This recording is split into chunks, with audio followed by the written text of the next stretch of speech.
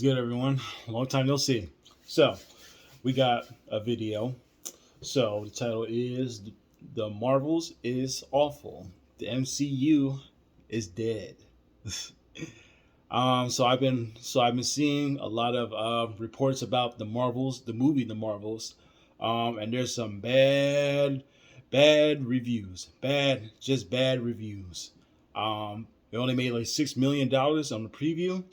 Um, you know, and the thing is, I've been hearing a lot of talks, about the shows being, not being the same, and the movies not being the same.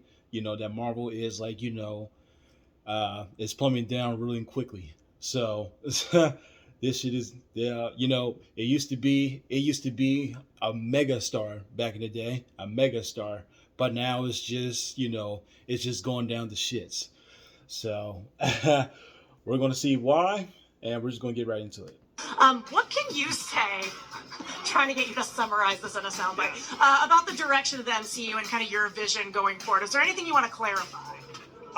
The Marvels comes out on Friday.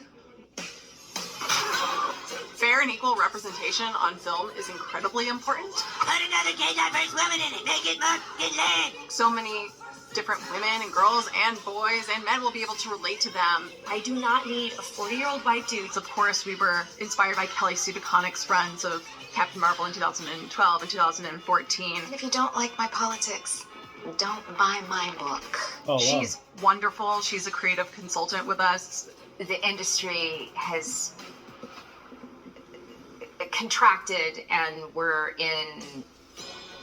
very worried about comics right now. This stock just keeps going down and down and down. Ooh. And the Bob Igers are like, That's that bad. It's going down, it's down. I don't know. Does anyone want me to do it again? Like many women around the world watched Avengers Endgame and had that 6 seconds of all the Marvel women together. And I once had like chills, but I also was very annoyed. I was like, 2 hours of this, please. We're in the tri-state area. Big nerd. Damn. I love Marvel heroes. And I wrote a lot of fan fiction.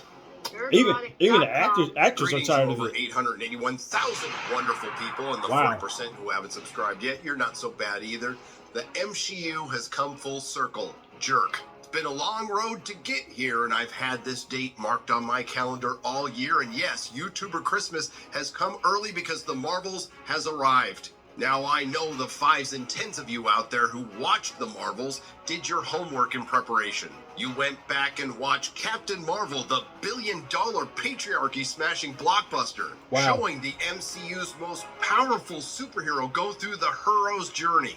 What's the hero's journey? Well, Carol Danvers' Captain Marvel was great all along, and she was just being held down by an unjust system, which was, you guessed it, the patriarchy. I'm positive you went back and watched all of WandaVision, which introduced Monica Rambeau, whose origin was walking through a magical barrier while being positively affirmed. And her hero's journey was completed when she let a complete psychopath who tortured women and children go on and murder countless people in multiple dimensions for fake children. Then, of course, you have to rewatch Miss Marvel, based on the really popular character from multiple canceled comics, a show that received the highest praise from the critics on Rotten Tomatoes and the lowest ratings for a Marvel show on D+.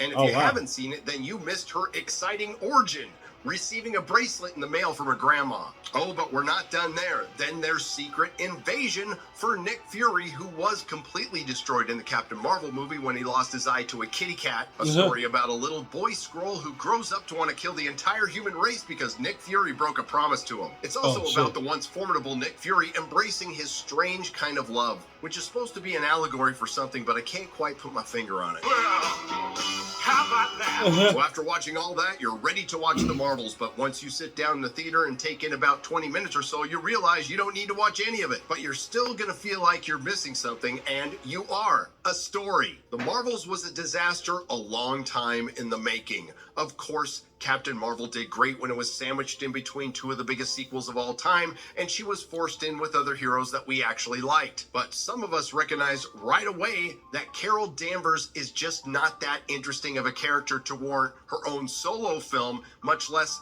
a sequel. And we were proven right long before this film came out when they demoted Captain Marvel in her own sequel. But as hard as Disney Marvel tried to spin, the ruse was up once we started getting the box office projections, and then the bad reviews came in from the critics that once protected Captain Marvel with their lives. It came out at 54% on Rotten Tomatoes, but of course there was a 3 a.m. ballot dump. Audience score is 0. It became fresh, but if you go to the top critics, it tells another story. On a side note, the feminist website Jezebel shut down after 16 years on the day The Marvels comes out. The world is healing. Well, I put this off long enough. It's time to talk about a film whose first reported budget was over $250 million, and it's gone well over that thanks to make the Marvels. reshoots Wow. and multiple delays. One of the most unanticipated sequels of all time, and the end of the MCU and Disney Marvel. The Marvels. So how bad was it? One does not simply walk into the Marvels expecting a good movie. Damn. The creative bankruptcy there is guarded by more than morons. There is intersectional evil that does not sleep, and the great mouse is ever watchful. Wow. Simply put, it's a series of disconnected events with characters you don't care about in a short film that feels long. No expectations subverted here. It's fan fiction that makes fan fiction look bad. One thing I can tell you is that the 8-hour live stream promoting the Marvels, featuring cats running around and humans fondling pop vinyls, was more entertaining. Is it the worst Marvel film? Now, I know it's been 2 years since everyone forgot about the Eternals, but could it be that bad? Maybe. But let's give credit where credit is due. Through Disney Marvel's push for representation, we now have 2 Marvel flops directed by diverse women. Now that's what I call progress. The Marvel starts out introducing us to a brand new villain, a gender and race swap villain from the comics, Dar-Ben. She comes off as a soccer mom in cosplay who is essentially a dollar store Ronan the Accuser, who we will call Woman the Accuser from here on out. She's on a mission to find the other bracelet that Kamala Khan's grandma didn't send out so she can steal the plot from Spaceballs. Just in case you watched the final Marvel's trailer before they released the film, you might be under the impression that Woman the Accuser is finishing Thanos' work. My work is inevitable. Oh, wow. There will always be more to finish it. This is a lie.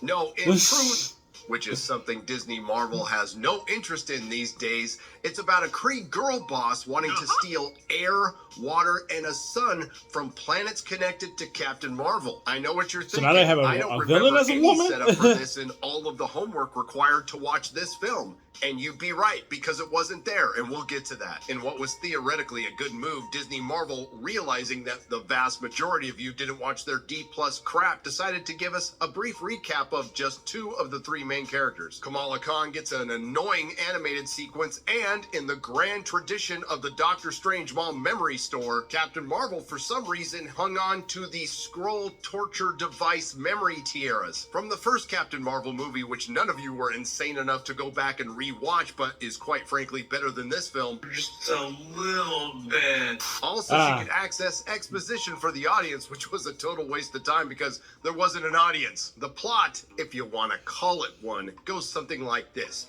After Woman the Accuser gets the one bracelet Kamala Khan's grandma forgot to send her, she opens up a portal and it doesn't close back up. This causes a surge in the intergalactic space-time jump system. Quick aside, this intergalactic space-time jump system is being monitored and controlled by Saber and Nick Fury. I seem to recall a D+ series that dropped this past summer that centered around Nick Fury's inability to find the Skrulls a home and the consequences of that. Aside from the genocide that the 1 million Skrulls that snuck onto Earth behind Nick Fury's back wanted to commit, considering Nick Fury was in charge of a space-time portal, maybe Gravik had a point until you realize the Skrulls are an advanced spacefaring race that could have built themselves a ship to go through the space-time portals instead of wasting their time on a magic bullshit machine that made Emilia Clarke the most powerful hero in the MCU. Anyway, I digress from one dumb D+ TV show to one dumb Disney Marvel movie. Due to the damage caused by Woman the Accuser while simultaneously using the bracelet that Kamala Khan's grandma forgot to send her,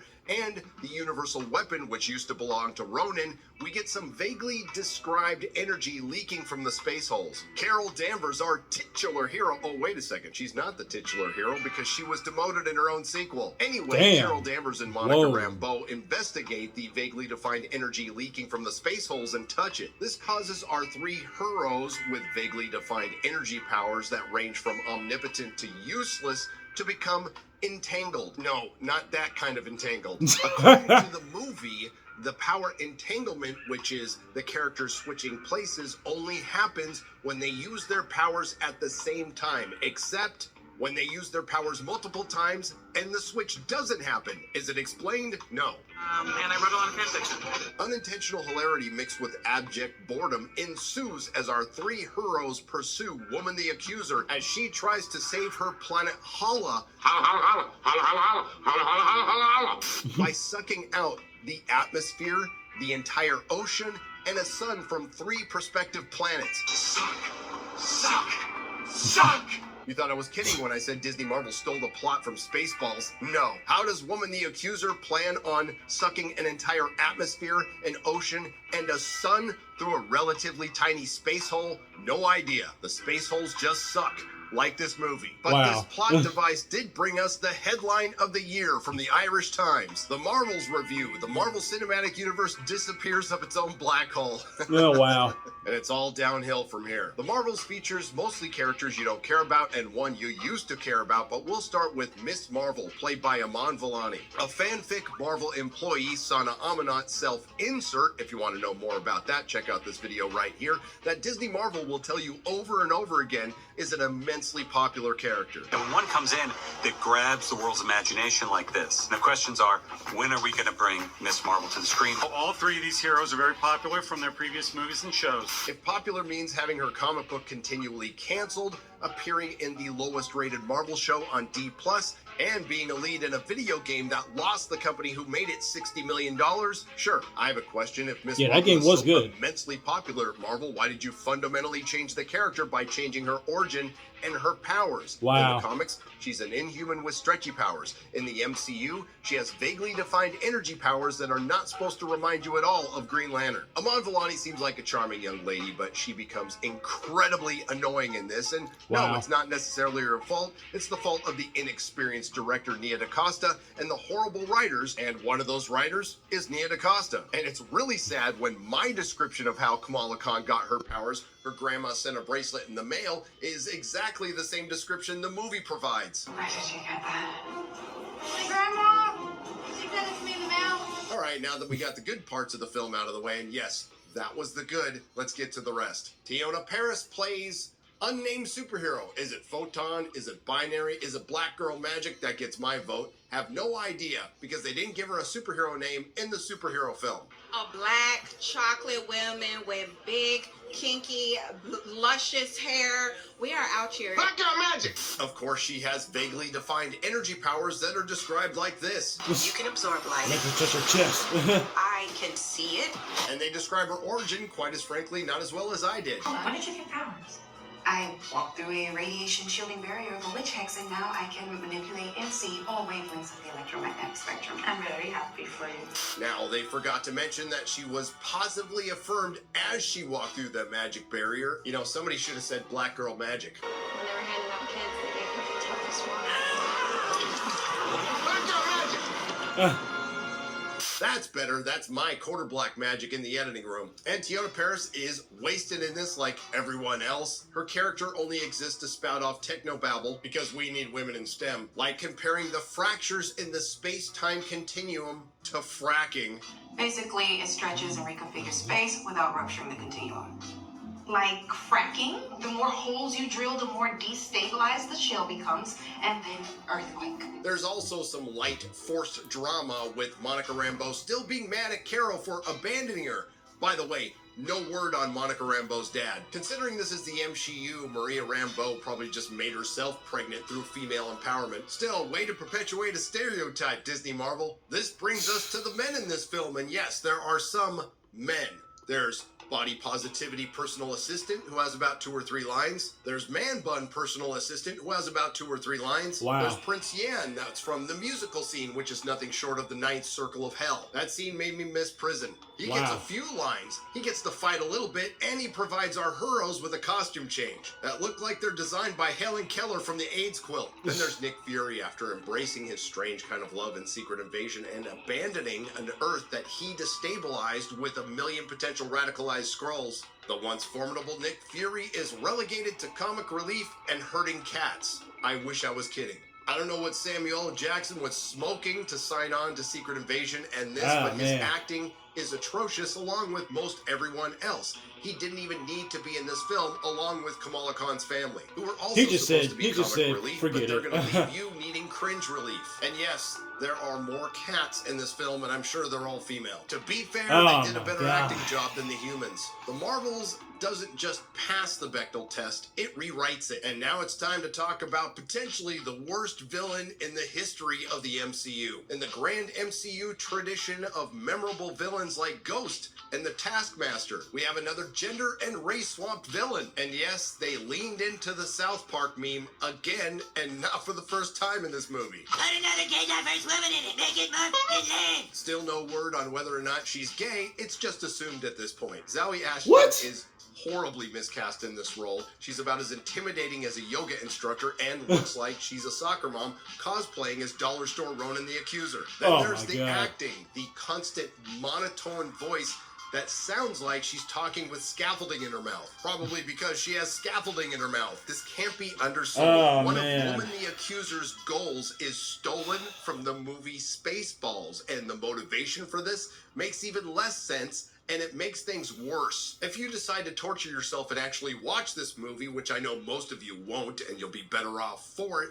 despite all of the homework you need to watch it, you're still gonna feel like you're missing something, because you are. You see, sometime after Captain Marvel, that wasn't mentioned in WandaVision, Miss Marvel, Secret Invasion, or any of the Avengers movies, Carol Danvers went back to Hala and destroyed their AI, the Supreme Intelligence, which destabilized the entire planet, led it to a civil war that somehow exhausted the ocean, the air, and the sun. I mean, who in the hell wants to see that? Give me some silly Billy shenanigans and herding cats. That's right. The best Captain Marvel movie is something you'll never see. It was told in a horrible CGI flashback. But ultimately, it turns out that Woman the Accuser is just an idiot. Just like with Indiana Jones and the Dial of Dysentery, where they were chasing a MacGuffin that was never going to help the villain achieve his goals, making the movie completely pointless. They do the same thing here. Woman the Accuser was in pursuit of the other quantum band that Kamala's grandma didn't send her. Well, when Dirt Ben finally puts on the other bangle or quantum band, she explodes. So if Woman the Accuser had found the other quantum band at the beginning of the movie as she intended, there would be no movie, which would have been a better idea. And I wrote a lot of fanfiction. Quick side note, apparently the Bangles are not nega bands like we initially thought, because they are associated with Captain Marvel, but they're quantum bands, which are more associated with Quasar. But I'm guessing Marvel just didn't want to use the name nega bands. Wow. But it gets so much worse, because the true villain in this story is what should have been the titular character who got demoted in her own sequel, Captain Marvel. The Annihilator, who annihilated this film with her acting, or lack thereof it. Brie Larson was just going through the motions in this movie, and yes, she is worse in this than in the first Captain Marvel movie. And I have to agree with my good friend Mahler's assessment.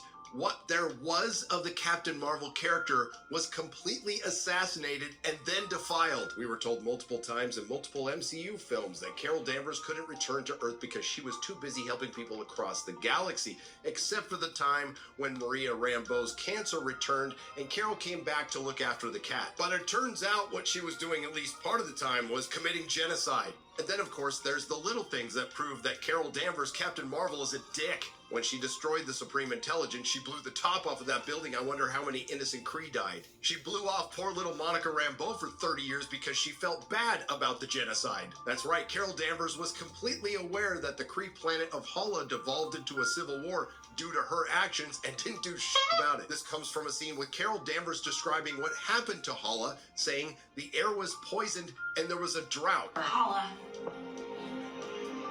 The Kree Civil War basically bankrupted Hala of its natural resources. The air is barely breathable. They're suffering from a drought. That's a really strange definition of a sun going out. There's also the scenes where Carol Danvers clearly I knows can tell that that if she she's uses not her putting powers, much she will effort into switch acting. places with young Kamala Khan. And she's clearly frustrated, but it's only because she keeps switching places and she doesn't give a crap that she keeps putting Kamala in dangerous situations, including one time taking off and flying. She abandons a bunch of Skrulls she could have easily saved on the planet that Woman the Accuser stole the oxygen from. And yes, it sounds stupid just saying that. By the way, because there wasn't enough diverse women in this movie, the remaining Skrulls are saved by, I'll give you one guess, Valkyrie, a diverse woman who's gay and lame. Just in case you didn't know, this is the Valkyrie from the comic books. This is the Valkyrie from the MCU. I know, the resemblance is uncanny. Then, of course, the Marvels go to the Singing Planet, where Captain Marvel is in a platonic marriage with Prince Yan.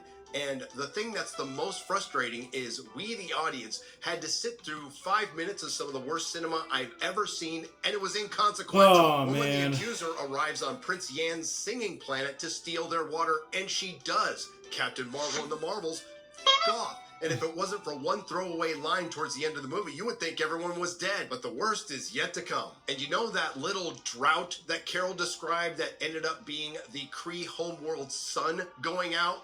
Well, it turns out Carol Danvers, Captain Marvel, could have fixed that problem all along. Despite having trouble with the help of Miss Marvel and Monica Rambeau taking on a basic bitch Kree, apparently Carol Danvers, Captain Marvel, can restart a sun. That's right, Captain Marvel can restart a sun instantly. With what? A cosmic fart? But unfortunately, Monica Rambeau is lost in another universe after she had to go to the other side to fix the space hole that the now dead Woman the Accuser created. Also, we could get a post-credit scene with her mom, non-binary, and a horrifically tacked-on CGI beast, setting up the only Marvel movie anyone gives a shit about anymore. You know, the one with the Fox X-Men. In another post-credit scene, Iman Vellani's Miss Marvel is going to set up possibly a mostly, if not all-female Young Avengers, and I'm here for it. But considering recent events, I'm guessing we'll get a Young Avengers D+ TV show or film right around the same time we get a Shang-Chi or an Eternal sequel. Bad doesn't even begin to describe this film. It is abysmal. It's a dumpster fire. No, it's not necessarily woke. It is filled with intersectional feminism, but it's not as bad as Captain Marvel. What it is just awful. Awful directing, awful acting, awful editing. The CGI was horrific, and I'm guessing the catering sucked. To borrow a phrase from the great comic book girl 19, it's a film filled with No fun Marvel mommies. And just to add to that, it's a film made by no fun Marvel mommies for no fun Marvel cat mommies. And they didn't even want to see it. There's not enough wine boxes in the world to make this okay. This is not okay. It's just not. Narratively, it's a mess. As a matter of fact, it doesn't exist. It's like a poorly adapted coloring book. I'm sure people will be entertained by this, but I'm guessing those same people would be more entertained by a laser pointer than the cats in this film. And once again, despite all the homework that you really didn't need to watch, including the film's predecessor, Captain Marvel, and the very short runtime, which still felt like a very long film, I have lots of questions that I'm probably not going to care very much about after this video, including how did Woman the Accuser get the universal weapon when it was clearly destroyed in Guardians of the Galaxy? Why couldn't King Valkyrie take in the Skrulls from Secret Invasion? Did I miss the long history between Carol Danvers and Valkyrie outside of the few minutes they fought together at the end of Endgame? And we definitely missed the part where they hooked up. How the hell do you restart a sun by sucking another sun through a space hole? How did the entire population of a planet survive without air, water, and a sun? How did Woman the Accuser and man-bun personal assistant breathe when they were clearly on the surface of a moon with no atmosphere? Who in the fuck thought it was a good idea to put a cringe-inducing 5-minute musical scene where its only achievement was to let the audience know what hell actually feels like in a Marvel film? What was in Woman the Accuser's Face, who thought it was a good idea to spend over $250 million on this movie, then actually make it, and then actually release it. From the well-known misogynist outlet The Hollywood Reporter, box office bomb. The Marvels opening to $47 million to $52 million in new low for Marvel Studios. The movie's performance fuels the theory that superhero fatigue is real. Well, MCU fatigue is real. If a pick doesn't deliver on every front, or any front in this case, we're gonna hear the excuses, we're gonna hear the spin, we're gonna hear the cope. But the fact remains, the jig is up. This pair of headlines, which turned into an unintentional meme, I believe sums it up perfectly for the Marvels and the MCU. Last time I checked, the highest grossing movie of the year was a film that wasn't made for me, Barbie.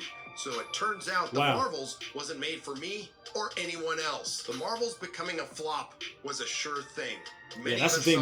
Barbie made a whole lot of movies. Never had a doubt. Money. It was just a matter of how much money it was going to lose, and it turns out a lot. Nobody has a problem with women being in the MCU. It's how they're written, directed, and portrayed. And now that we're at the end of the MCU, although Disney Marvel doesn't know it yet, the only question I have left is, why does Disney Marvel hate women? That being said, representation does matter. We here at Nerdrotic have always believed that a diverse woman could direct a flop just as poorly as a white male. Nerdrotic.com. If you like what you heard, please like, share, and subscribe. If you didn't like what you heard, I thank you for listening this long. I'll see you in the next video.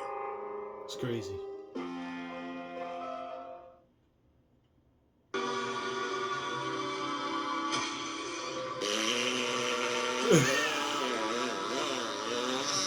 Oh my god.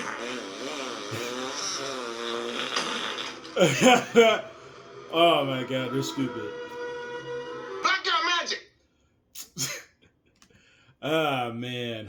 Oh man. So listen, let me tell you something. As I was watching this, I kind of I just kind of felt bad for Marvel. Like seeing that shit, like seeing the bad CGI, one clip of the acting, and him telling us about, the way the actors and the way the actors were, especially the male actors, were just acting so feminine in this movie. In that one scene, like the way they looked, the way they were portraying themselves. Oh man, I'm just like I just had to bow my head, like, oh man, like they really thought this movie was going to go somewhere. Like this is what it looks like when you force diversity on something. This movie is the prime example. You have feminine men, you got women that are women that can do whatever, feel like they could do whatever they want, and they act like they're perfect in whatever way they want. And you also got what else you got? You got different genders besides men and women. Oh man, this is just disgusting. I can't believe they released this. I can't believe they really just thought that, this movie is going to be a redemption for us. This movie is going to shine, and this movie is going to bring the light. They paid nearly billions of dollars for this movie, to make this movie. Nearly billions of dollars to make it, and they actually thought it was going to go somewhere. Oh man, it's like after Iron Man and Captain America left, those are basically you might as well call them two daddies. Two daddies just left, and now you got you got feminine taking over. Oh man, whoo, that's crazy. That is just wild. Marvel still got some good series. They got Moon Knight, Loki, and freaking WandaVision. I haven't seen those three. And the thing is, when you got those series, and you got other superhero series like Invincible. Like who doesn't want to watch that? Something that no one expects. Like you see things, like you see destruction that happens on buildings, uh, probably on machines and stuff like that. But in Invincible, these type of things happens on people. You see that on people, and when you have stuff like that, it's just pointless to watch these movies now. Um,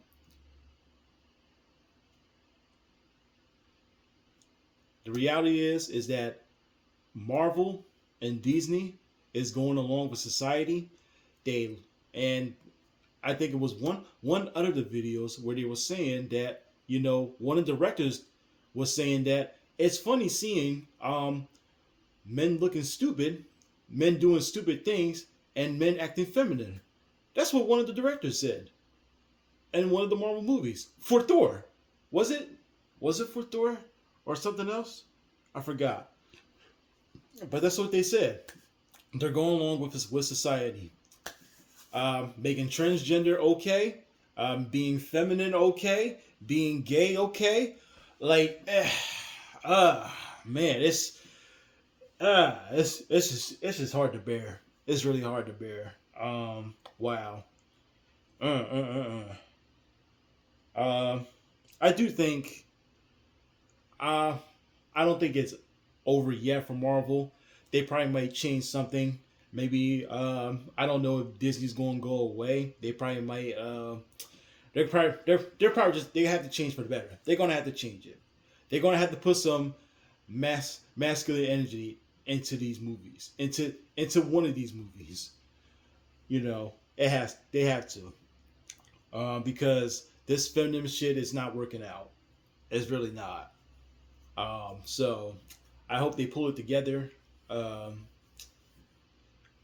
for the future. So this shit is this shit was just hard to watch. Like I can't imagine sitting in the movie theaters 2 hours watching that. I couldn't do that. There's no way. There's no way. No freaking way. But Marvel is down bad.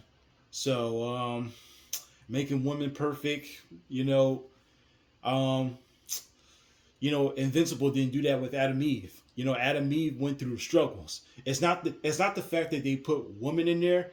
It's the fact that what they're doing with them, what they're doing with the characters.